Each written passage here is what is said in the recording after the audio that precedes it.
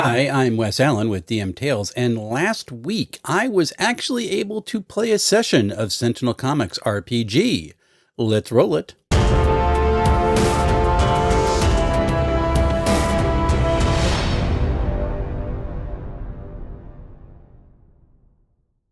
I've been wanting to bring Sentinel Comics RPG to the table ever since I reviewed it back in November. My hope was that I'd be able to get a group together in person over the holiday break, but all the bugs running around made that impossible, unfortunately. I was, however, able to get an online group together on the first day of 2025, so we got the year off to a great start. How did the game play? Well, that's what this video is about. Let's take a look. One of the reasons why I wanted to play Sentinel Comics RPG in person for the first time is because it is not set up for online play at all. Now, the game is designed to play Theater of the Mind, so you would think that running it online would be easy then, but that's just not the case. SCRPG makes use of index cards to show players what elements are in a given scene, what the environment is doing, who has what mods to their roles, and what step the scene tracker is on, and then also any obstacles which need to be overcome. I can do some of that on Foundry VTT using mods, but it just wouldn't feel as natural as laying these elements out on a table. And that's when I remembered Apple's Freeform app, which I've actually been using for many of my session notes over the last 6 months or so. Freeform is terrific for sharing virtual index cards with the table because I can open the app up on my iPad and use my Apple Pencil to handwrite on the cards as the scene changes. And as Freeform is tied to iCloud, I can open the same document on my Mac, and any changes I make get auto-updated. Freeform also allows a user to frame different elements in scenes, which matches up with how Sentinel Comics RPG is designed. So for my test run, I set up 2 scenes. The first was a stop the bad guy from breaking in, which is just pretty common comic book fare. And then the second shifted to being more surreal, bordering on horror. I also added my personal notes, the setup for a hostile environment, and the character sheets in different parts of the document, which my players would never see. I shared my Mac's Freeform window with my players through Discord, and we were off. Since I received the SCRPG Game Moderators Kit for Christmas, I was also able to use my phone to scan the Challenge, Minion, and Lieutenant cards for the game, as well as the official scene tracker. I dropped these into my Freeform scenes, which gave our virtual tabletop a Sentinel Comics RPG feel. It was almost perfect. Almost. I'll explain a couple of things I missed in just a bit. I had 3 players in my test group. John Fredericks from Sharp Mountain Games played a stealthy pre-generated character named Wraith. Dave Ward from Grimwood Games ran an artificial construct named Battalion, and Elise, one of my favorite people from my Discord, played a psychic screamer named Blink. All 3 are really good players whose company I enjoy, so I knew this was going to be a lot of fun. Running the game was about as enjoyable as I expected it to be. GMing an SCRPG session is pretty simple. GM sets obstacles for the players to overcome and some active threats with which they need to contend. While scenes can be complicated by adding in a hostile environment or a main villain, most of the active threats are represented by a single die type. That's literally the only die they roll for every action they take. Minions are fun in this game because they can pose a significant risk to the players, but they're also glass cannons. No matter what die a minion uses, every time they are targeted, they will weaken, dropping down 1 die type.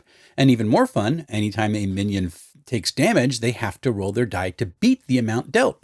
If they fail, they're knocked out with a single blow, which is so satisfying.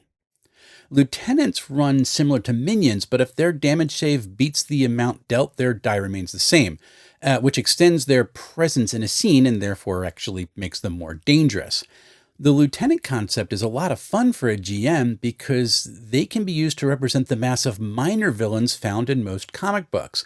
Give a lieutenant a die, a name, and maybe modify 1 or 2 actions with a bonus, and after that, they're good to go. Sentinel Comics RPG utilizes the gyro system, green, yellow, red, out, and I love how its progression elevates the danger level for a scene. Each zone shift triggers new abilities for the players and changes the dice they use to make their rolls. It keeps scenes from feeling like a repetitive slog. I enjoy how the game's designed, because every adventure scene is set up as a page, or maybe 2 in a comic book. Each scene element's action, that's the hazards, the active threats, and the heroes, is considered a single frame on the page, which is just really cool. I also think leaving it up to the players to narrate how their powers work opens the game up to go in some wild directions. Elise's blink, for example, had the transmutation power and just went nuts with it. I don't know how I was expecting it to be used, but Elise decided her ability allowed her to change the substance of objects into something completely different. I understand that's what transmutation means, but using this power, she transformed a robotic Gatling laser into a plastic blow-up toy and a sealed door into cherry jello. Man, is that how the power's supposed to be used? Maybe not, but I don't care because it was just fun. And then finally, I love how there's no initiative in the game. The first element to act in a scene is up to what the narrative demands. The first actor then passes off the action to another element in the scene, hero or active threat, environment, or even the scene tracker. And every time the scene tracker is selected, it always starts a new round, even if everyone hasn't gone yet. There's something free-flowing about this, and because players can choose who goes after them, it's designed to set up some really cool combo moves, which is so comic booky. One of the comments that both John and Dave made about Sentinel Comics RPG was how it was more complex than they typically like. I found that comment to be rather odd at first, because from my vantage point, the game was actually pretty simple. And that's when Dave added something. It's complex for the players. Dave isn't wrong. SCRPG is a fiction-first RPG, and the responsibility for the players to narrate their actions is more pronounced than just about every other system I've run. There are a lot of nuances on how to use the different basic actions in the game, and players need to pay attention to their abilities if they really want to overcome the scene's challenges. It is a lot to take in, but I don't think the complexity is a long-term problem, because once players pick up the strategy and the lingo, the game's rather straightforward, just like a comic book.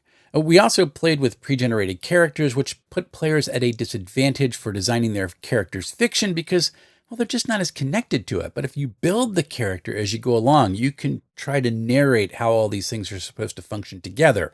And when you play with pre-gens, that kind of gets taken away from you. We did all wonder if SCRPG is a game brand new RPG players might do better to avoid. And my first thought was, probably, unless there's some experienced players at the table to help them out. But my second thought reminded me of EZD6 and its freeform magic system. See, in my sessions with EZD6, it's always the experienced players who have had a hard time grasping the open concept of its magic. Why? Well, because they want specific spells to cast. That's what they're used to.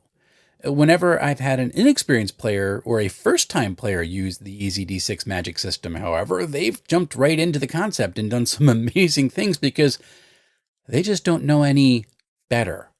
My experience with EZD6 has me wondering if first-time RPG players might find it easier to pick up on the game because they don't have any lessons to unlearn. In fact, my own previous experience affected me as a GM during our session. There was a moment when John's character took a certain action and I slipped into D&D mode and just applied damage to the target.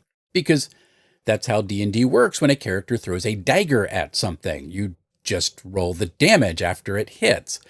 We actually had to back up, and John had to explain that he had hindered the target instead, which is a completely different way of dealing with the attack or the action. And so I had lessons to unlearn myself. It was a really fascinating experience for me. First and foremost, and this is true for any new system I run, I had holes in my understanding of the rules that I hadn't even recognized until the players started playing. That's always an aspect of GMing because no amount of system proficiency is going to survive contact with the players once they start at the table. So I don't see this as a huge issue, but it still points out to me that I've got room for improvement, which I'm looking forward to. During play, I did notice some issues with my virtual setup. When a mod is created in SCRPG, two things are supposed to be done. First, player names the mod so it fits the fiction. For example, a +2 bonus on an action because another player was drawing attention. It could be named +2 chasing bait. I neglected to have players do this because I just forgot, and it took something away from the fiction. Second, when mods are created, they're supposed to be written on an index card and laid on the table near the modded scene element for folks to see. Doing that digitally isn't impossible, but it is more difficult, and I didn't even attempt it. And because I didn't do this during our session, I often forgot who was modded during what point of the scene. I need to work on that a little bit. I also discovered some aspects of play I hadn't spent enough time pondering before our session. See, while I love the freeform turn order, I underestimated how helpful a visualization of who'd taken their turn could be. If I play this game in person, I may hand out tokens to be placed on the table or playing cards that get flipped over, ignoring the numbers because they don't matter. But they would do this every time someone or something's taken its turn in a round. Online, I need to list the different scene elements and then check them off as each one goes as the rounds progress. That visual cue would be helpful for scene strategy, and it would reduce any, well, who hasn't gone yet moments during play, and we had quite a few of those. I also need to put greater emphasis on the fiction-first collaboration. See, I'm okay narrating action during a session. In fact, it's something I really enjoy. Sentinel Comics RPG, on the other hand, is designed for the narrative to unfold as a conversation between player and the GM in a way with which I'm not accustomed. It takes it to a whole new direction. In SCRPG, I'm not even the game master. Rather, I'm the game moderator. And that's not a meaningless shift in language. It speaks to the GM's role in encouraging the collaboration upon which the game depends. Now, we did have some moments when that collaboration was in effect during the game, but I also don't feel like I gave enough room for it to happen as much as I should have. It's something I need to work on. Finally, I need to get better at identifying how to set up a scene, because my second scene in our session had way too many elements. I need to remember the concept. Each scene is a page or two in a comic book. In fact, I reworked the whole scenario, and we're going to try to run it this Thursday with another one of my groups. And my second scene is now broken into 3 scenes, which should all move a lot faster. So would I run this game again? Well, I already said I'm running it this Thursday, and I'm excited to be running Sentinel Comics RPG again. I'm also looking forward to getting it at a physical table because I think it would be an absolute blast to play with people around a physical table. There's something about SCRPG which feels like a comic book, which I notice even more now having run the system. It's a fun game, and it encourages a ton of creativity, so it's right up my alley. So much so that I've even put it on the schedule for EcclesiaCon in March. I am looking forward to running this game some more. Coming up, I've got 2 video scripts left over from 2024, which I hope to have on the channel soon. My Electric State review process will begin early this week, and Path of Glory will come after that. I have also managed to run a game of Munchkin Shadowrun, so expect to see that review sometime in January as well. I do have to point out that some of my reviews may be delayed a bit because I'm going to be busy the next couple of weeks getting ready to run my Easy D6 adventure for Page later in January. Finally, folks, EcclesiaCon is coming. Badges are now on sale. Game submissions are still open. So if you want to run a game or buy a badge, please do so. I would love to have you come and join us in Palmyra, New Jersey, March 28th through 30th. It's going to be a lot of fun. And until we see each other again, folks, happy playing, everyone.